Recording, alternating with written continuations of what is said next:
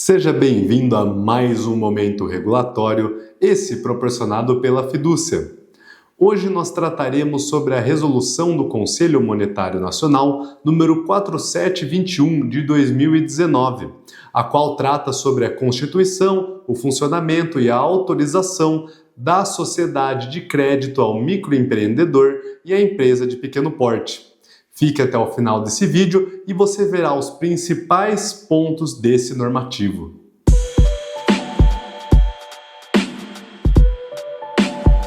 Começando um pouco sobre a questão da evolução normativa desse tema. A menção à sociedade de crédito ao microempreendedor já vem lá de 1999, com a resolução também do Conselho Monetário Nacional, número 2627, de 2 de agosto de 1999.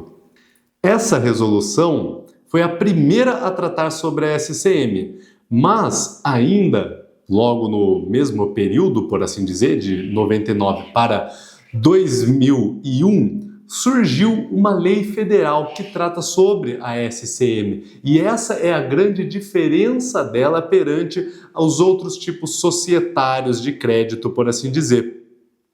A SCM está prevista na Lei número 10.194 de 2001, a qual dispõe sobre a instituição da Sociedade de Crédito ao Microempreendedor.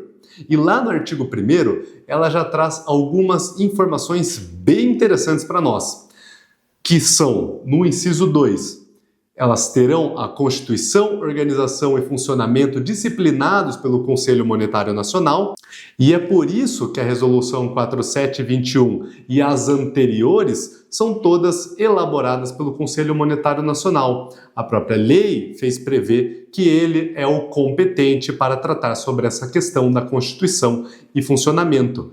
E elas são fiscalizadas pelo Banco Central do Brasil, o qual também é responsável por sua autorização. Falando um pouquinho sobre questão de hierarquia de normas, é importante en passant tratar sobre isso.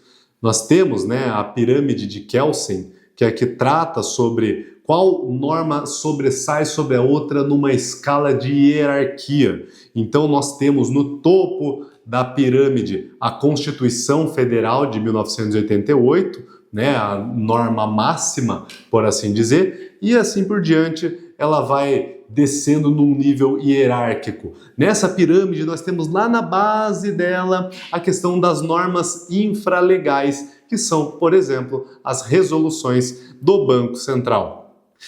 Acima um pouco da base dessa pirâmide, nós temos os decretos e resoluções.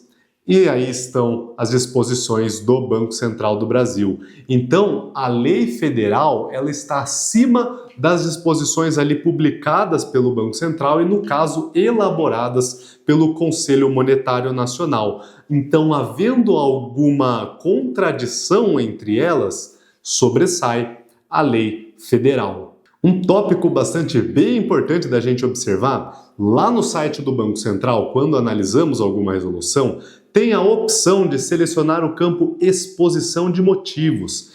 Esse documento é a demonstração do regulador da necessidade de elaborar e publicar aquela resolução. E dentro dessas razões, o regulador expõe que a proposta normativa relacionada a 4721 de 2019 agrega elementos novos, visando a diversificar as atividades e a contribuir para a viabilidade econômica das SCMs e EPPs. Respeitado, naturalmente, o direcionamento dos seus serviços ao público-alvo especificado na Lei 10.194 de 2001, e a proposta foi discutida em reuniões específicas com a Associação Brasileira das Sociedades de Microcrédito, a ABSM. A essa época, o CEO da Fidúcia, Nicolau Jorge Neto, era presidente da ABSM, então ele contribuiu diretamente para a confecção da resolução do Conselho Monetário Nacional número 4721 de 2019. Sendo essa uma participação de extrema relevância. Textos integrais que ele escreveu foram preservados na versão final. Importante tratar um pouco também sobre como se identifica uma microempresa ou uma empresa de pequeno porte, já que a SCM tem por finalidade prestação de serviços para essas duas figuras, fora a pessoa natural. Essas definições elas são trazidas lá na Lei Complementar 123. Essa lei complementar, em seu artigo 3º, expõe que, para os efeitos dessa lei complementar, consideram-se microempresas ou empresas de pequeno porte a sociedade empresária, a sociedade simples, a empresa individual de responsabilidade limitada e o empresário, devidamente registrados no registro de empresas mercantis ou no registro civil das pessoas jurídicas, conforme o caso, desde que, inciso 1. No caso da microempresa, aufira em cada ano calendário receita bruta igual ou inferior a R$360 mil.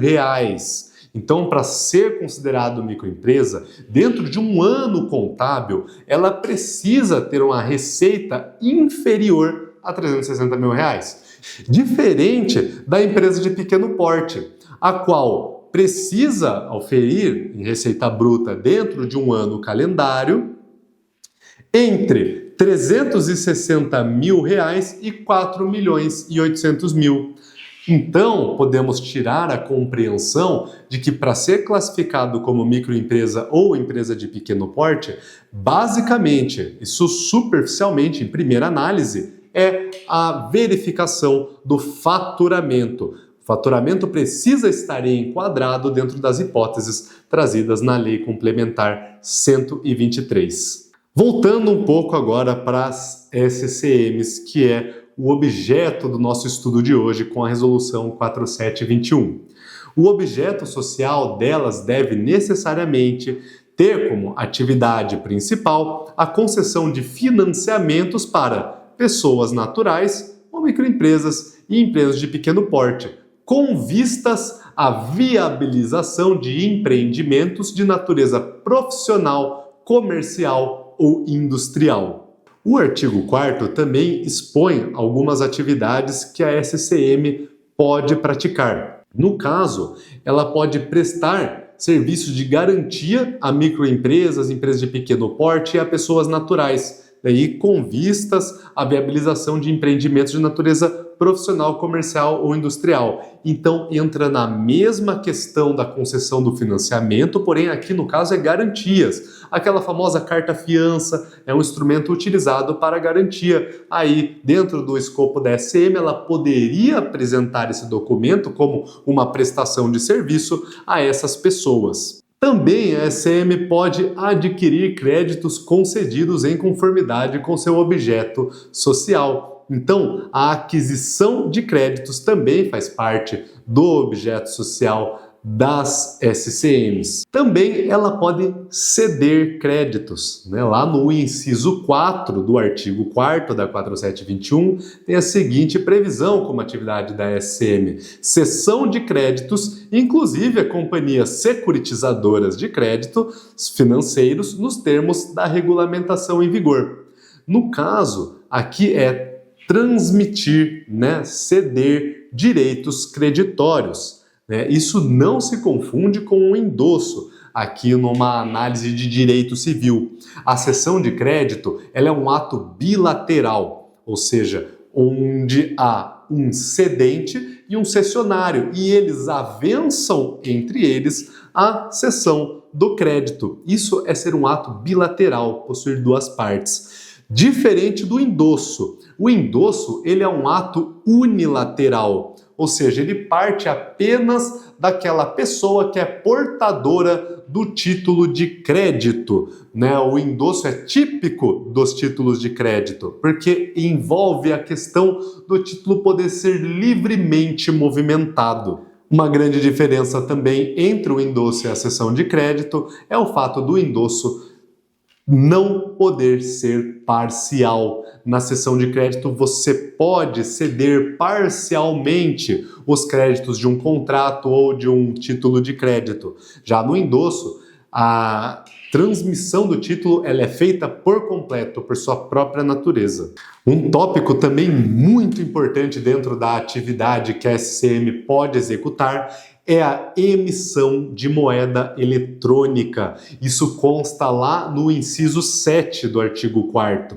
O que é ser emissor de moeda eletrônica?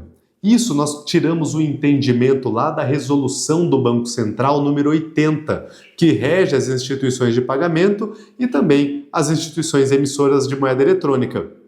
E a definição que ela traz é a seguinte: emissor de moeda eletrônica é a instituição de pagamento que gerencia a conta de pagamento de usuário final, do tipo pré-paga, disponibiliza a transação de pagamento que envolva o ato de pagar ou transferir, com base em moeda eletrônica previamente aportada nessa conta, converte tais recursos em moeda física ou escritural, ou vice-versa, podendo habilitar a aceitação da moeda eletrônica com a liquidação em conta de pagamento por ela gerenciada.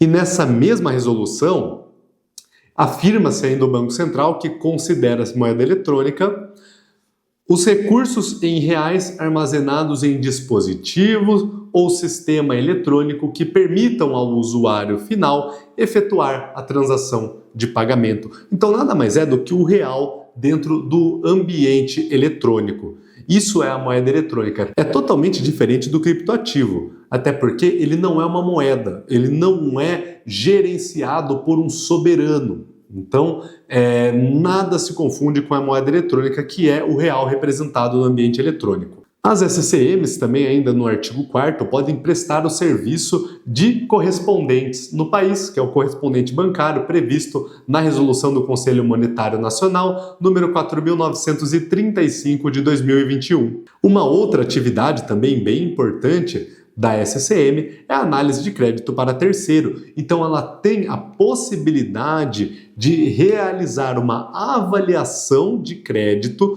mesmo que não seja ela a empresa responsável por conceder aquele recurso. Ela pode prestar esse serviço para terceiros. Um pouquinho sobre a constituição da SCM. Como que ela é constituída? Segundo o artigo 5º da 4721, a SCM-EPP ela pode ser constituída de duas formas, ou como uma companhia fechada, a famosa SA, ou uma sociedade limitada, a famosa LTDA. Segundo o Código Civil, artigo 1052, na sociedade limitada, a responsabilidade de cada sócio é restrita ao valor de suas cotas, mas todos respondem solidariamente pela integralização do capital. Então, o capital social ele é integralizado e na sociedade limitada, os sócios, cada um respondem por aquilo que eles têm de cota dentro do capital social, desde que devidamente integralizado. No artigo 6º da 4721, tem a expressão sociedade de crédito ao microempreendedor e à empresa de pequeno porte, que deve constar da denominação social da instituição, sendo vedado o uso de denominação ou nome fantasia que contenha termos característicos das demais instituições do sistema financeiro nacional ou de expressões similares em vernáculo ou em idioma estrangeiro.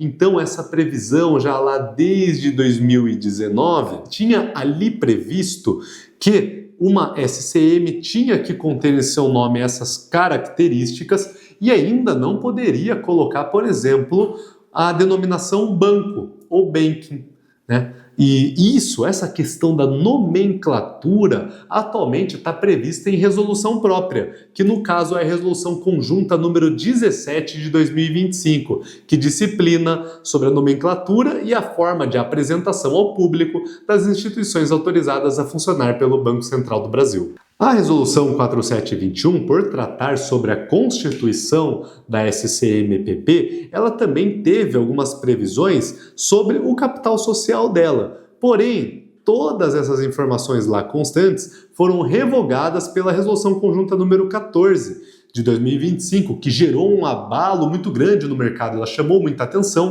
pois ela colocou novos critérios de cálculo para a apuração do capital mínimo das instituições. Vale a pena conferir e ela também será um tema do momento regulatório. Da mesma forma, ocorreu com o controle e a participação societária. As questões de estruturação, o pleito para pedido de autorização para funcionamento, a questão dos sócios, qualificação, isso foi revogado da 4721 e levado integralmente para a resolução do Conselho Monetário Nacional número 4.970 de 2021, a qual revogou os artigos 8º e 9º da 4721. Por hoje é só, esses foram os principais pontos da resolução do Conselho Monetário Nacional número 4721 de 2019 e aguardo você no próximo momento regulatório. Até lá!